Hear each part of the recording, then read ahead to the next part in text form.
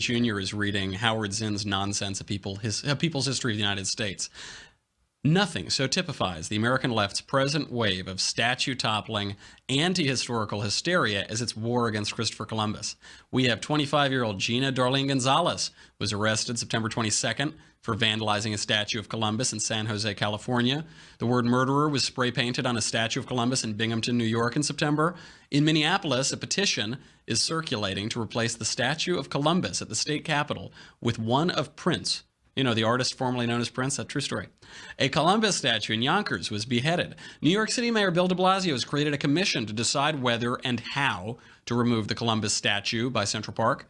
The LA City Council voted unanimously to rename Columbus Day, quote, Indigenous Peoples Day. Seattle, Albuquerque, Denver, Phoenix, Santa Fe, and Ann Arbor also all have renamed Columbus Day Indigenous Peoples Day.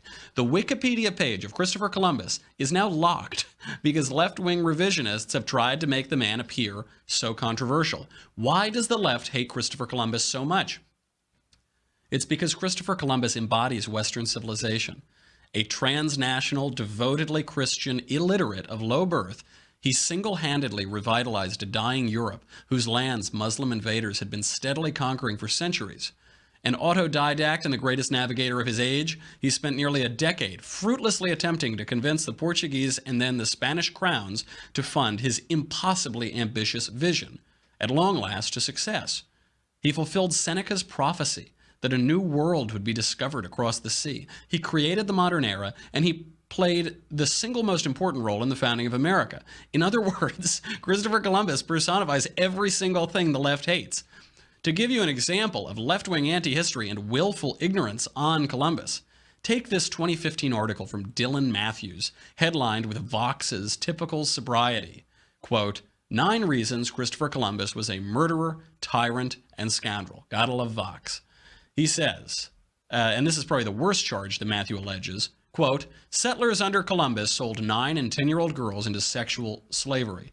Matthews asserts, this one he admitted himself in a letter to Dona Juana de la Torre, a friend of the Spanish queen. Quote, there are plenty of dealers who go about looking for girls. Those from 9 to 10 are now in demand, and for all ages, a good price must be paid.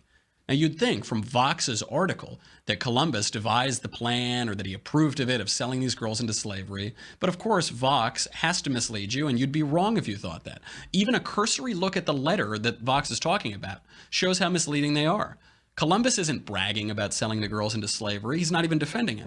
On the contrary, in the very next sentence, Columbus writes, quote, I assert that the violence of the calumny of turbulent persons has injured me more than my services have profited me, which is a bad example for the present and for the future.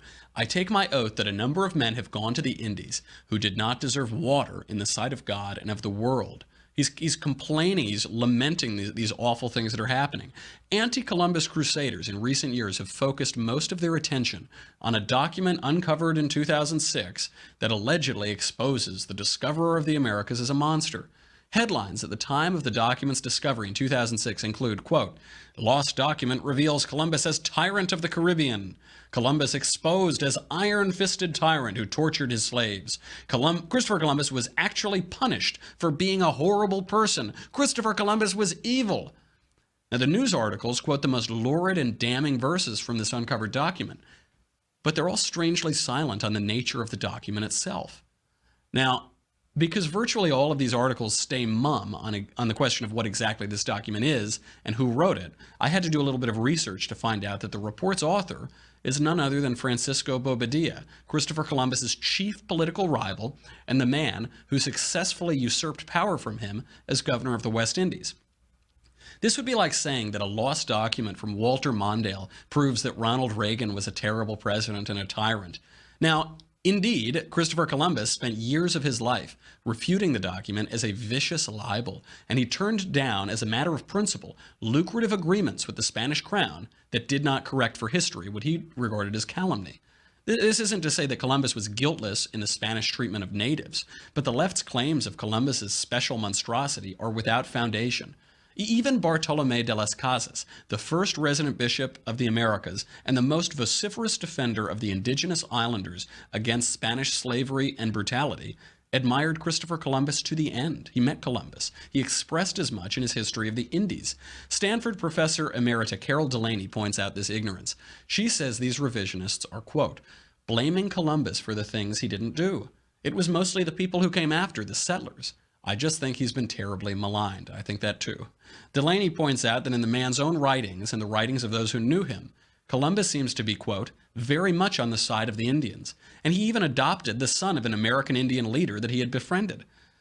Well, it's no surprise that the era of fake news has uneducated ingrates tweeting unhistorical anti-Western nonsense. So let's dispel the lies and confusion.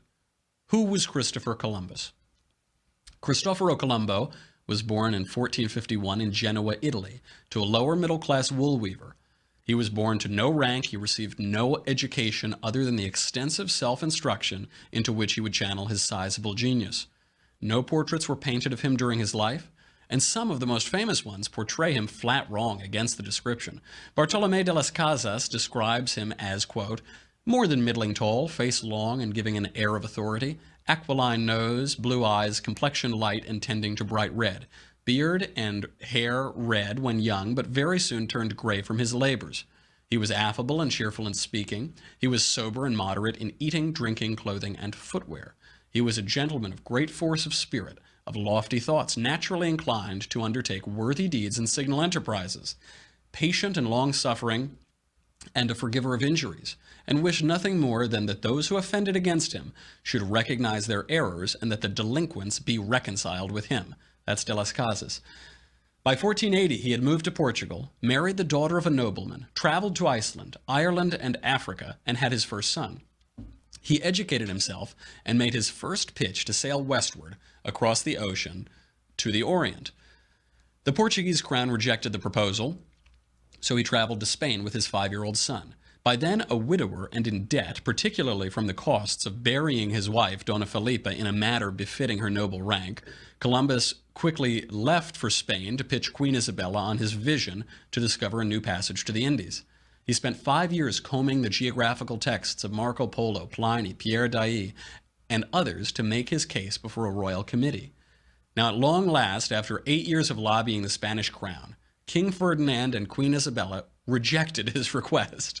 So he spent 8 years and all of that for nothing. But just as he was leaving, the keeper of the privy purse convinced Queen Isabella to call him back, and Las Casas asserts that it was ultimately Columbus's personality rather than the plausibility of his plan that convinced the Queen. But it almost didn't happen. The Americas were almost not discovered. It was that last minute turned around.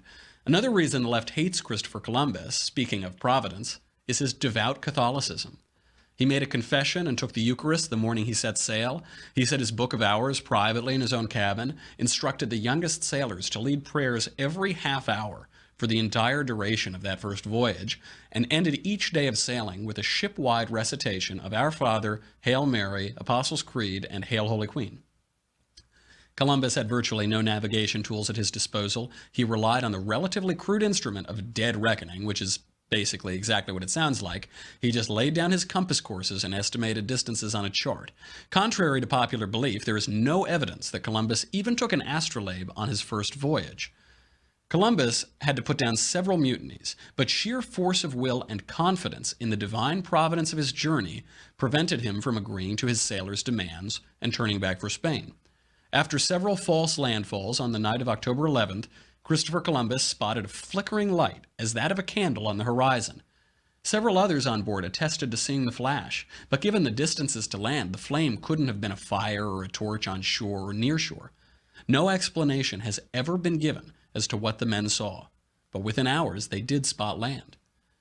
And what of the rough treatment of natives? As has happened elsewhere in European contact with primitive societies, think of the Mayflower and Thanksgiving, things started out well.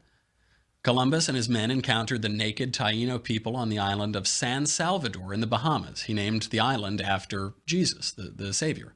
Everybody was peaceful, and Columbus specifically instructed his crews not to take advantage of the Indians. The Tainos told the explorers about less peaceful tribes, which explained the marks and wounds on the natives' bodies, on the Tainos' bodies.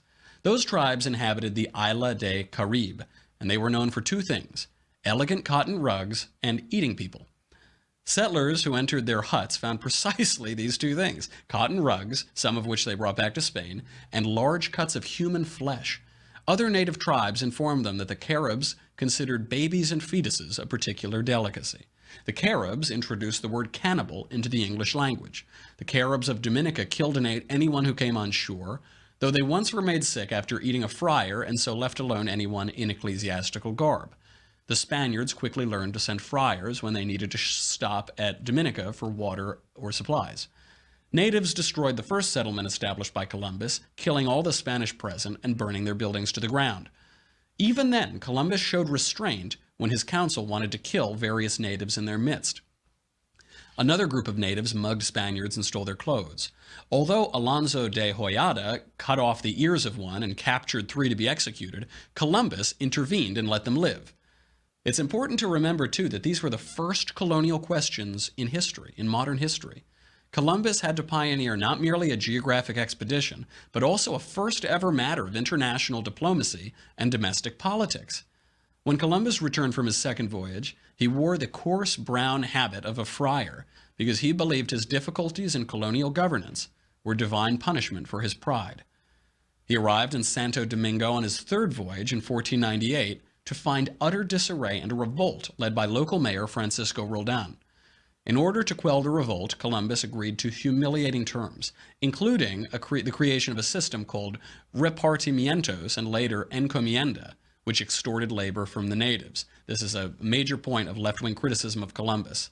But Roldan had backed Columbus into a corner. So while Columbus may have been a weak governor, accusations of tyranny came from political rivals, and they were indulged by the crown primarily because they had not yet recouped their investment in Columbus's voyages. The allegations also gave the crown pretext to avoid paying Columbus what it owed him, which was considerable, and which he spent years trying to recoup. To seal his political fate, Francisco de Bobadilla, Columbus's chief political rival and author of the left's favorite damnation of the man and defamation of the man, was able to gain power before the Spanish crown knew Columbus and Roldan had come to terms. The man who risked everything to discover the new world, to create our world, and to institute modernity was sent back to Europe in chains. Columbus explained his outrage and gave an important lesson in pride and historical judgment, which the left, in its undeserved self-adulation, has utterly ignored. He wrote, "They judged me there as a governor who had gone to Sicily or to a city or town under a regular government, where the laws can be observed in toto without fear of losing all. And I am suffering grave injury.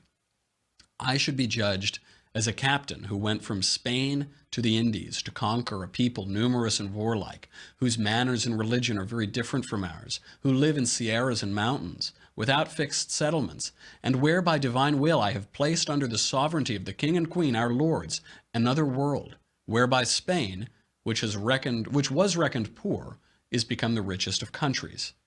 And this is the crux of why maligning our forebears is as ungrateful as it is ignorant. It must be nice.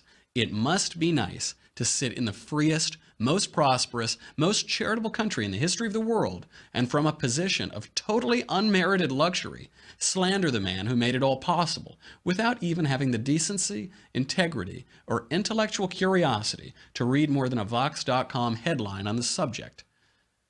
Those who have tracked Columbus's Christian piety in this brief history lesson will enjoy the coincidence that he died on the Feast of the Ascension in 1506. His last words echoed his Savior's, who said, "In manos tuas, Domine, commendo spiritum meum." Into your hands, Lord, I commend my spirit.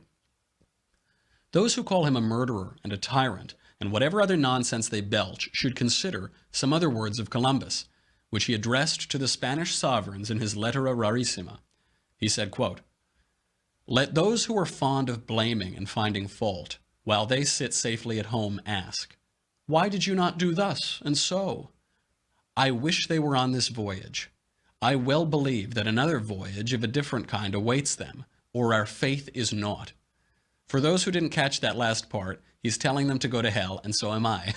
Happy Columbus Day. I'm Michael Knowles. This is The Michael Knowles Show. Come back next time, and we'll do it all again.